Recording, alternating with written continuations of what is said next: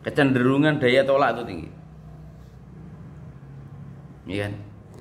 Jadi kalau Bri Ari nasihatin orang yang tidak tahu itu mungkin lebih mudah. Gelasnya kosong, Nah, isi air. iya kan? Kan seringkali ada kiasan. Kosongin dulu baru diisi. Ini kan masih ada isinya kan kopi, kan harus diminum. Ini gelas kedua loh, tapi kan kamu nggak minum kopi. Aku bikin kopi sendiri, kamu minumnya teh manggis. Enak kan teh manggis kan? Seger kan? Ya. Itu seger sekali. Jadi nasihatin orang yang sudah, Maaf aku ya. iya, Ibu ini. Ibu. iya, angkat dah karena Halo. yang kita hormati. Yang dibeleleng nanti beleleng. Ini di Mbahkungnya yang ajak yang konsultasi masa. Aneh kita Om Pagah.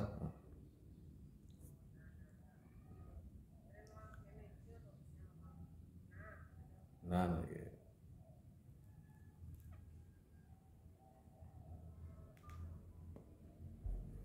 Kafir ya ibu ya, dikira kemana-mana. Ya punya anak ganteng kan begitu ya kan.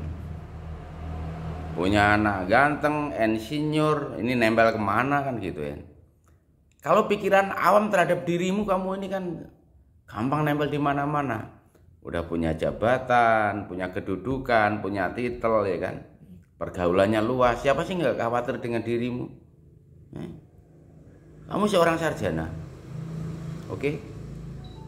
Ganteng, punya gaji, punya kedudukan, punya kewenangan di masyarakat, terpandang, ya kan? Ya siapa nggak khawatir jangan keluar, kasarannya gitu. Karena ibu saya kemarin saya pamitan sungkem, saya mau ke Menyani. Apanya kan orang yang kita muliakan kan, ibu kita kan yang paling kita muliakan di muka bumi ini, karena yang mengandung, melahirkan kita, merawat kita, mendidik kita, mencontohin kita dalam ketulusannya, dalam kesabarannya, dalam segala hal. Mungkin dia khawatir saya karena ada masalah dengan bini, dikira hidup saya enggak akan. Ya, makanya itu jadi tidak sulit, namun tidak mudah menjalankannya. Ini berkali-kali Mbah Kong ulangi, karena ini samalah ketika Mbah Kong sudah uraikan panjang lebar, esensinya apa gitu kan, gitu. Kan dari awal kan Mbah Kong udah kasih PR, lu potret dah, mengapa salakmu ini ada biji kecil ini kan kecil sekali gitu. Ini dalam hidup Mbah Kong baru pertama kali biji salak sekecil ini nih. Ini kan semerica, ya kan? Dibandingkan dengan yang segede ini gitu. Ini kan gede banget ini. Ini bisa 100 kali lipat gedenya ini. Ini tidak aku buang, ya kan? Karena ini kenang-kenangan dari Bri Ari kan. Dan ini melengkapi dengan salak yang isi air kan gitu kan. Dan airnya manis sekali. Bukan siwalan, bukan tal, bukan kelapa, tetapi salak. Dalamnya air gitu kan. Aku suruh potret. Artikan sendiri dalam hidupmu. Karena buat aku lain lagi artinya. Sekarang mulai paham. Ngerti maksudnya? Mulai paham. Kalau bisa memaknai ini, hasilnya air yang manis itu. Ya, diterapin aja. Jadi ketika kita mendapatkan itu PR untuk diri pribadi kita, nggak bisa untuk orang lain. Nggak akan bisa untuk orang lain. Makanya ketika Mbah Kong ulang-ulang, itu terbesit dalam pikiran saya. Ketika mampu, yang kemarin itu yang 6 itu, ketika mampu memaknai ini, akan manis. Di dalamnya akan manis seperti salak itu. Ya kebayangan aja. Kalau salak itu, kamu pernah nggak makan salak tanpa biji? Aku yakin belum pernah. Iya kan? Salak besar lagi kan. Kok dalamnya isinya air kan. Mbah Kong pribadi baru sekali dalam hidup, makanya saya jadikan suatu renungan gitu. Kemudian biji salak kecil ini yang kedua, tapi yang pertama kali ini kan 4. Kecil-kecil 4 gitu. Jadi terpecah gitu, selada-lada itu, semerica-merica itu 4, ini 1 dari Sepang. Nggak tahu arti Sepang apa. Sepang artinya apa? Kalau dulu cerita di zaman penjajah, ada yang bilang zaman penjajah. Nggak usah ngomong zaman-zaman, artinya Sepang saja yang saya tanyakan, nggak usah berbelit-belit. Sepang itu gampang bikin ruwet itu. Ini contoh kecil. Siapang, diamkan. Nah, itu kan artinya kan lu nyambung dengan mengheningkan diri kan. Ya kan? Karena ke sana. Oh, ternyata saat berdiam diri menanam salak itu menghasilkan aneka rasa, ya kan? Ada yang sepet, ada yang manis, tapi salakmu istimewa rasanya kan. Manis, seger gitu kan. Ada yang berisi 1, ada yang berisi 2, ada yang berisi 3, ada yang tak ada isinya, ada yang isinya besar, ada yang isinya kecil sekali lagi. Mereka ini ya manain sendiri lah. Kalau untuk aku pribadi nggak akan sama dengan untukmu gitu. Makanya potret itu Briari itu saya makan salak darimu nih, bijinya kecil banget itu, terus ada yang gede, kemudian kok yang berisi air Mbah aku ngerekam, kan ada pesan yang indah buat aku pribadi, bukan untuk orang lain, bahwa ada something yang mesti harus direnungkan gitu, seperti itu. Makanya Mbak aku bikin renungan zaman, ya kan, bikin karakter building education, karena tidak mudah membentuk pribadi sejati itu, apalagi membentuk seorang insinyur kayak lo gitu. Gua insinyur nih diceramain mulu kan ya. Gua ini udah pinter nih, kan jenengan nggak perlu.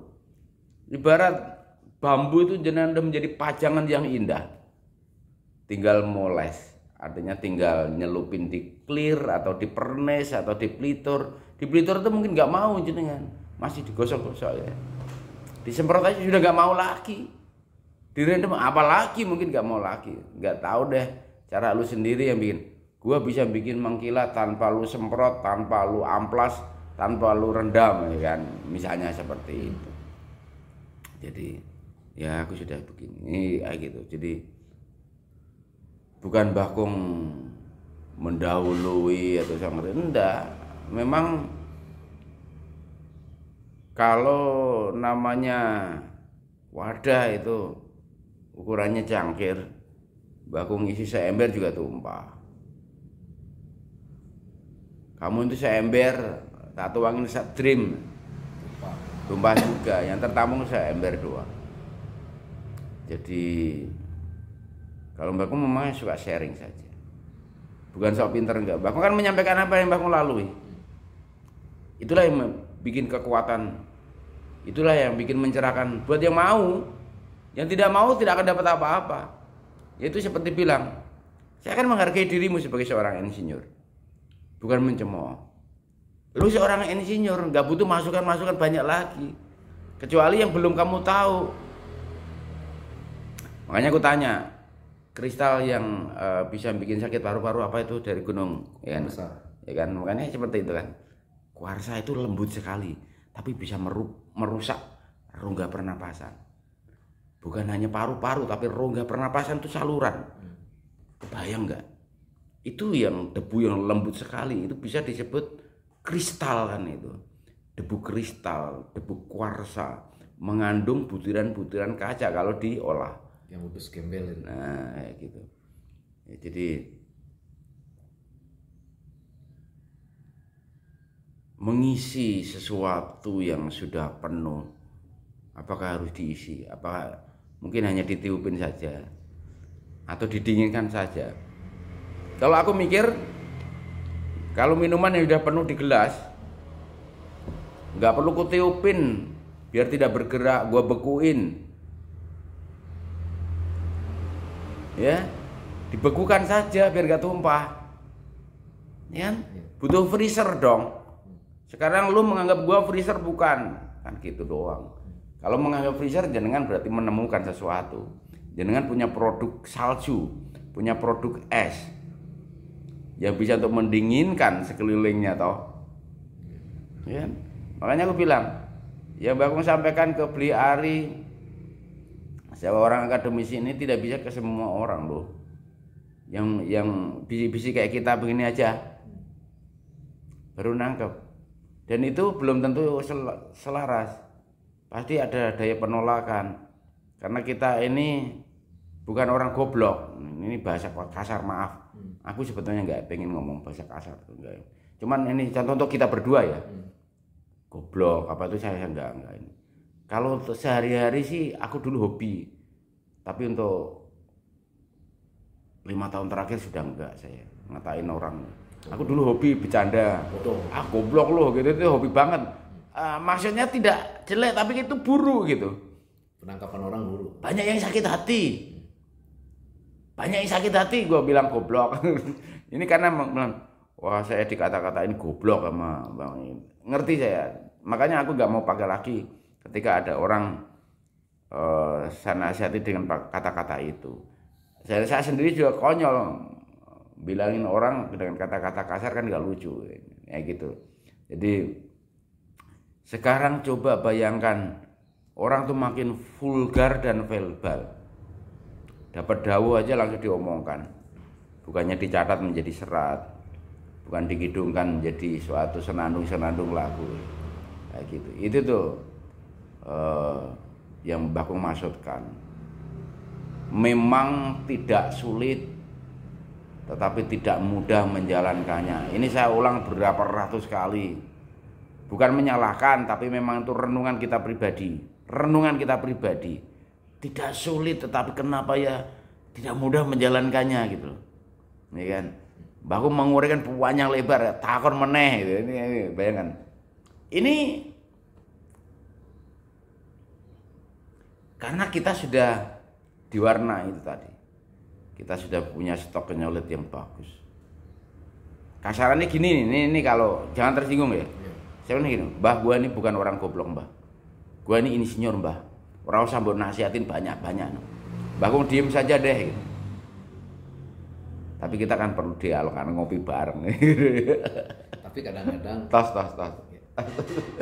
Yang saya pikir begini Mbak Kung, enggak begitu. Kalau saya senang istilahnya sharing. Kadang-kadang dalam pikiran ragawi saya itu, saya ingin sesuatu itu yang instan. Itu yang selama ini yang ada. Suatu contoh, saya ada masalah ini, bagaimana ini cepat selesai, dan ternyata dalam perjalanan nggak bisa seperti itu ternyata. Proses ini harus dijalani gitu loh. Baru mencapai itu. Karena selama ini kadang-kadang kan saya berpikiran akal istilahnya secara akademik. Kalau listrik mati ganti kabel nyala kan gitu. Instalasi betulin. Iya. Tapi ternyata dalam perjalanan hidup tuh nggak bisa seperti itu. Harus dilalui ternyata gitu. Baru mencapai manisnya kayak salak tadi itu. Misalnya ini ada masalah, saya kan pinginnya cepet rukun damai. Ternyata dalam perjalanan tidak segampang itu gitu loh. Siapa yang penting aku katakan sudah dinasehati, sudah ini, padahal kecil loh masalah, kecil segini masalahnya. Dan ini bisa diselesaikan dengan baik sebenarnya. Tapi jadi sebesar ini.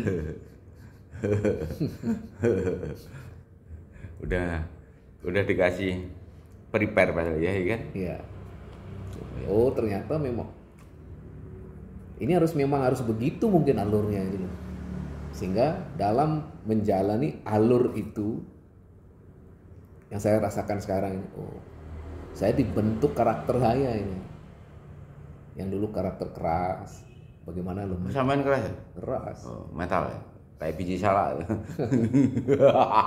Kalau dulu itu kalau saya sudah merasa benar dalam kehidupan sehari-hari dan itu benar, saya bisa nunjuk ini, bisa atasannya saya tunjuk ini. Saya sering nunjuk loh, Ri, ini. Saya gitu. Makanya Dari 2 tahun terakhir ini, sejak punya istri ini dah, saya sering ditatar sama istri saya sekarang. Begini. Dalam otak saya itu kadang-kadang jenuh gitu loh. Di mana benar saya ini tuh. Tapi di satu sisi, mungkin di sini kita disuruh sabar. Hal-hal yang tidak perlu kita tidak usah ungkapkan, itu buang-buang energi. Tetapi itu memperhalus karakter itu tidak bisa sehari, 2 hari, 3 hari, tidak bisa sebulan, tahunan ternyata itu loh. Sepanjang hidup. Ya, mungkin sekarang dikasih sesuatu yang besar seperti sekarang. Di sini saya harus betul-betul berjuang bagaimana membentuk karakter yang indah gitu loh. Mungkin akhirnya dipertemukan Wagung. Mungkin kalau beliau tidak menyayangi saya, tidak akan dipertemukan Wagung.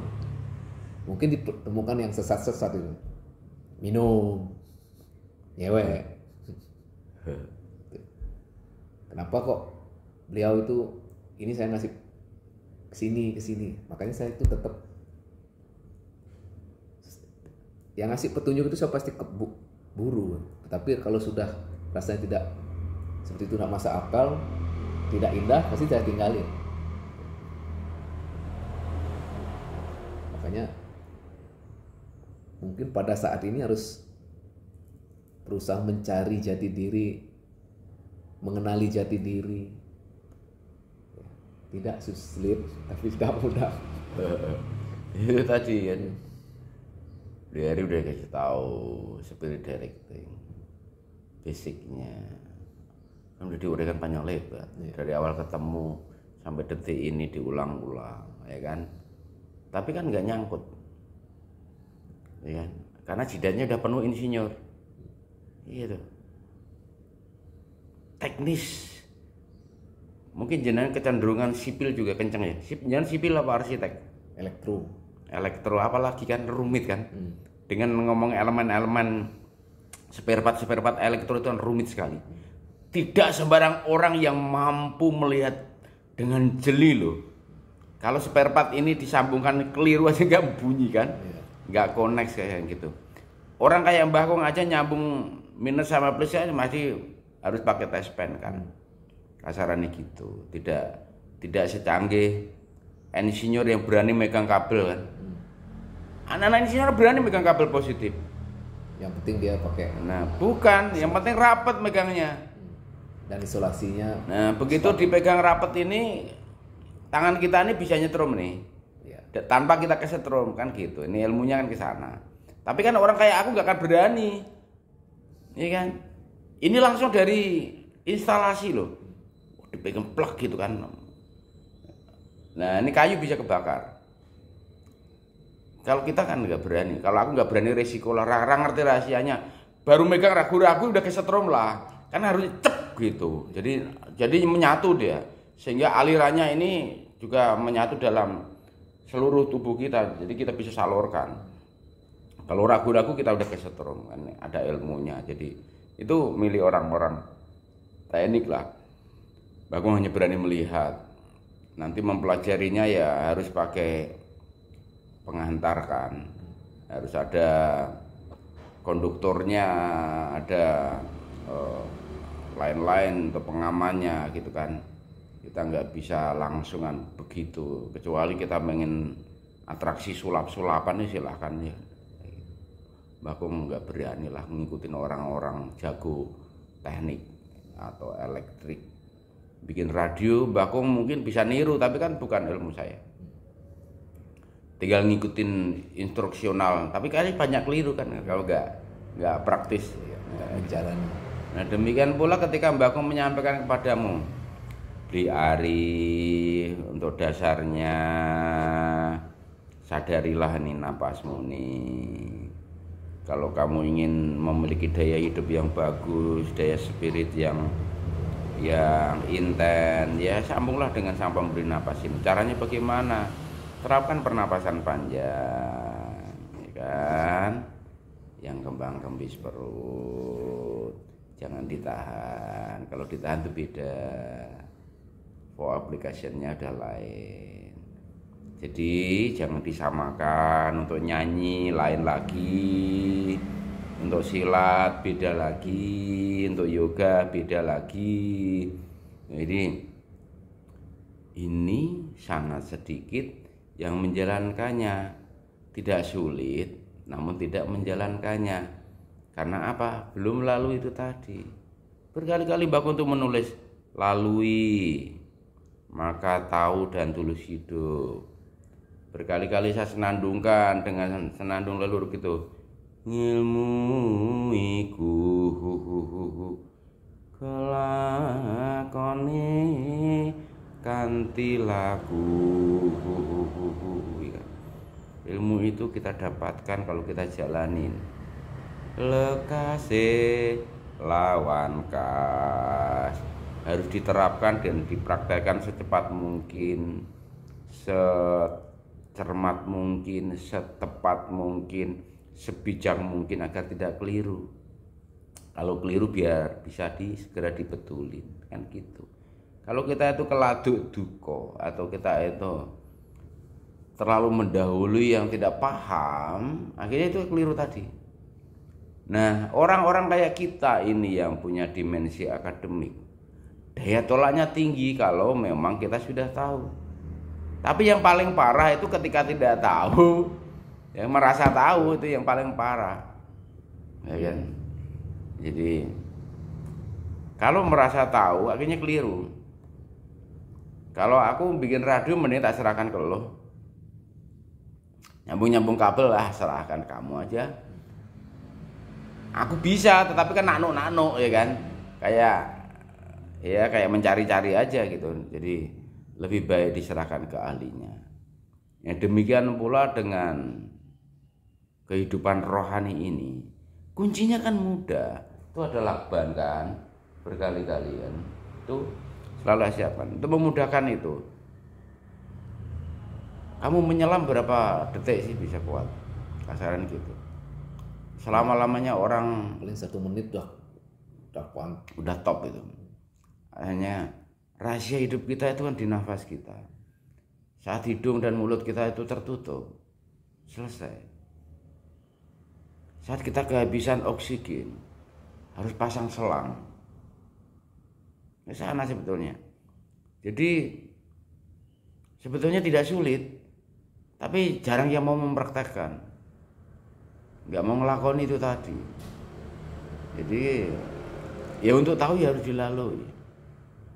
Maka ketika kita mampu melalui ini, setelah dikasih sehelai rambut, tadi ditambahin helai yang lain. Kamu nggak mungkin merokok kalau hanya korek api saja. Memang kamu mau ngemut korek api, kasarannya gitu, ya kan? Jadi banyak hal yang kita harus terapkan setepat mungkin, searif mungkin, sehingga membuat kita itu makin teduh, bukan jadi sombong. Kalau dinasihati berkali-kali gak ngerti juga, kan gumuni kan, mengherankan. Ada ilmu baru, bagaimana mengatasi kebebalan itu. Kalau orang Bali itu istilahnya, kamu tuh bongkong aja gitu kan, bongkong aja. Dablek kalau orang Jawa, dua blek, ya gitu. Ya orang apa-apa itu karena ukurannya kan beda-beda. Kalau jadi ada ilmu baru buat orang kayak Bakung bukan nyalain, belum tahu disalahin, ya kan? Kalau menyalahkan orang yang belum tahu tuh, ya keliru yang nyalain. Kalau begini. Kalau ada rejektif, ada daya tolak yang tinggi, itu ilmu baru buat Mbahku. Bagaimana agar daya tolak itu menipis. Nah, yang kau lalui seperti itu. Dikasihkan preventif. Ada antisipasinya, ini kamu begini. A, B, C, D. Tapi seorang insinyur kan pengen eksperimen. Ingin mencoba, bener enggak sih gitu. Kamu salah nggak nyoba? Tidak salah di mata saya. Indah, ya kan? Ben ngerasakno dia. Ya kan? Begitu ngerasakno ya, modar gue. Akhirnya kan gelo. Tapi penyesalan tidak ada di awal. Tapi jangan dijadikan penyesalan, sehingga yang kecil itu dijadikan besar. Yang besar ini sebetulnya kecil. Biji salak itu harusnya kan besar, kenapa kecil? Ya ketika kita tuh mampu menganggap apapun itu, ya kita ini bagian dari yang maha dahsyat, masa kita nggak ketularan kedahsyatan beliau? Ya kan? Kesederhanaan yang kita lalui ini bukan hal yang semata-mata sederhana, tapi dalam kesederhanaan itu demikianlah beliau tuh menganugerahkan banyak hal yang disebut keajaiban, yang disebut mukjizat. Berkali-kali selalu Mbah Kong menghantarkan tuh, coba simak itu matahari terbit, nah, oke. Simak itu matahari tenggelam, simak juga bintang di atas kepalamu. Coba amati dulu itu. Ini adalah teladan semesta raya yang tiada batas. Temukan sendiri. Karena dalam menemukan sendiri itulah nanti banyak sekali yang akan kita nikmati ke depan. Bukan untuk sekarang. Ke depan. Bukan untuk sekarang. Ya kan? Kalau sekarang ini kita sudah dibentuk oleh ibu bapak kita. Di perjalanan hidup kita. Lu sudah 36 tahun hidup. Angka 9 yang harus mulai mepes songo. Self kontrolnya harus makin tinggi di umur 36. 9. Nah, ini lain lagi ini aku mengkait-kaitkan dengan javanologi. Angka songo mampu nggak kita self control terhadap hawa songo kita? 9 lubang di pancatria kita, mampu tidak kita? Ini PR kan. Jadi ini juga hal baru buatmu. Boleh kamu analisa, boleh diterima, terbuka untuk ditolak. Ya, karena ada tesis, ada antitesis, ada hipotesis lagi, untuk melahirkan sintesis lagi. Ilmu sebab akibat harus tetap dihargai, karena itu dilalui oleh orang-orang yang lebih dulu menjalani. Ya kan? Nah, kalau kita mendapatkan anugerah itu, mampu nggak kita menikmati rasa syukur itu? Mampu nggak? Kalau nggak ya belajar, ya kan? Nggak usah disalah-salahkan. Kalau disalahkan kan dicarikan solusi. Mbak kan sering mengkritik kan, tapi kan ngasih solusi, ya kan? Ngasih solusi. Mas Hari jangan ke sini. Ini harus lalu ini seperti ini. Tapi justru seorang insinyur itu tidak mau begitu. Gua tabrak, apa akibatnya? Ya kan? Itu keindahan lu loh. Keindahan yang melalui ilmu baru buat gua yang nasihatin. Benar nggak? Jadi nggak ada lagi salah-salahan lagi. Ya kan? Makanya nggak perlu kita ngomentarin orang. Lebih baik kita adalah melahirkan sesuatu yang baru untuk mencari solusi-solusi di mana kebebalan merajalela. Kebebalan merajalela. Oke? Kenakalan merajalela. Kebiadaban merajalela. Kehilangan kemanusiaan merajalela. Daya kehidupan ini terabaikan, merajalela. Dan ini seiring dengan zaman masker. Topeng gentayangan. Kelihatannya baik. Tapi ada keburukan, ada kejahatan.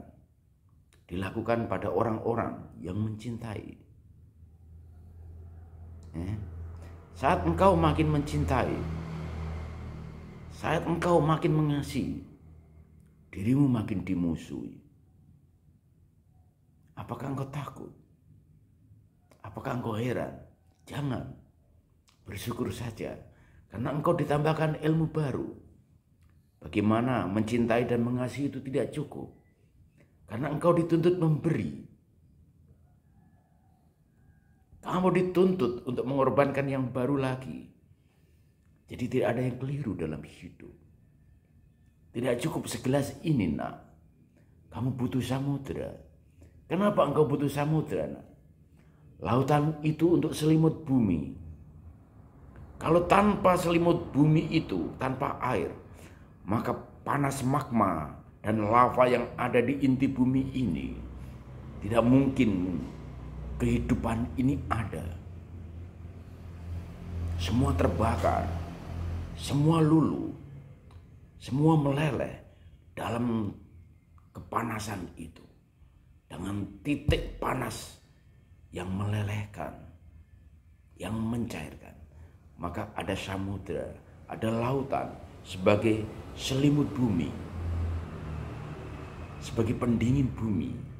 Maka dimanapun itu laut terus bergerak. Karena suhu udara satu dengan suhu udara yang lain berbeda. Lahirlah angin, menggerakkan suhu udara. Lahirlah ombak, lahirlah gelombang, lahirlah riak-riak. Tapi kadang-kadang samudera pun bisa diam. Kamu percaya samudera bisa diam? Waktu 2 hari setelah nyepi di Bali tahun lalu, atau tahun ini ya, nyepi kemarin, tahun ini 3 bulan lalu ya, kami berdua melihat samudera itu diam tanpa suara, terutama di Pantai Pepito. Ya, kami berdua. Yang mengeluh bukan saya, yang nyeletuk bukan saya. Tapi mohon izin saya sebutkan, Pak Wawan Putrawan yang bilang, "Mbah, dari datang sampai sekarang kok lautnya nggak ada suaranya." Gitu. Ada rekamannya, sudah saya share di platform. Kemudian dia ke pinggir muara, dia menemukan seekor kepiting. Kenapa itu kepiting dipegang tidak pergi? Biasanya kepiting kalau dipegang itu didekatin aja kabur, lari. Dipegang nyapit. Tapi itu diam. Seperti Tuhan tunjukkan pada kita. Aku bisa berlari. Aku bisa mencabitmu. Tapi saat ini aku tidak lari. Dan aku tidak mau menyakitimu. Di pantai yang diam tanpa ombak. Seperti hening, sunyi. Kalau setiap saat aku bergelora, kali ini aku diam, maka engkau pun juga demikian. Kamu juga harus bisa mengheningkan aneka hosangamu itu tadi. Dengan apa, nak? Dengan melihat apapun itu jangan dibesar-besarkan. Ojo gumunan. Ojo kagetan.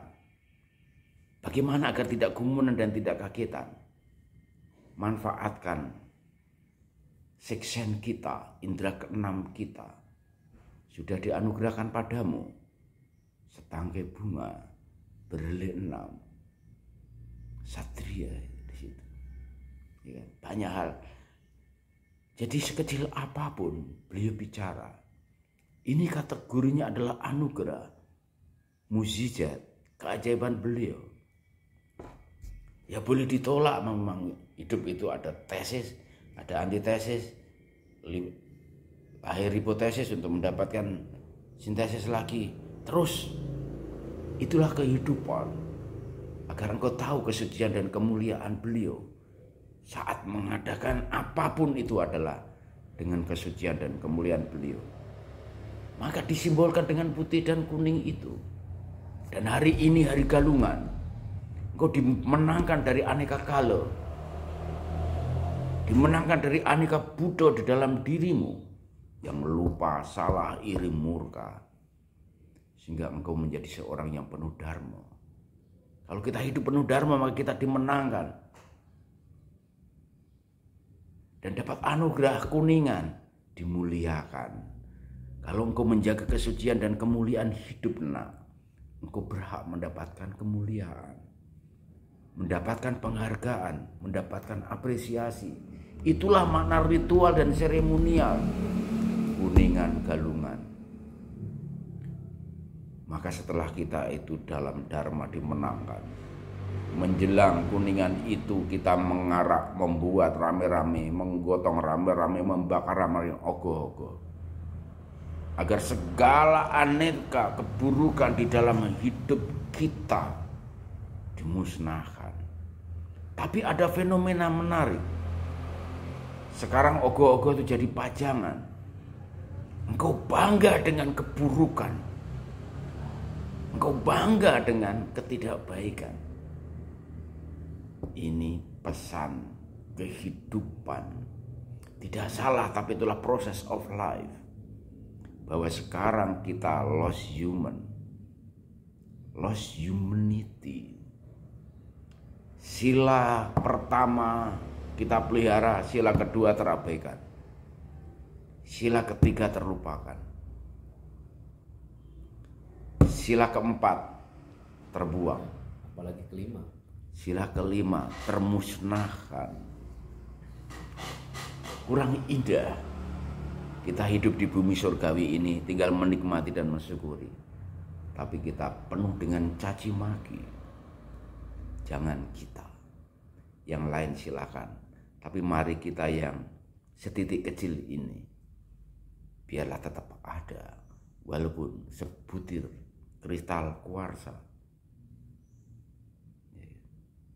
Sebutir kristal kuarsa, biarkan itu tetap ada. Sebab demikianlah dia yang sering kita sebut ada namun tiada. Tiada tapi selalu ada. Jawabnya kembali di napasmu. Pernah engkau bersyukur bahwa napasmu adalah keajaibannya, adalah mukjizatnya? Pernah enggak? Napasmu adalah mukjizatnya di saat ini.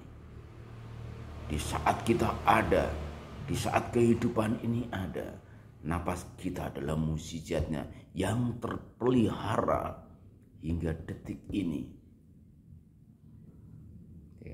Itulah, mari kita bersyukur saja. Ngopi-ngopi, mau dituang lagi tak buatin. Ngopi-ngopi, tak buatin lagi. Dituang lagi.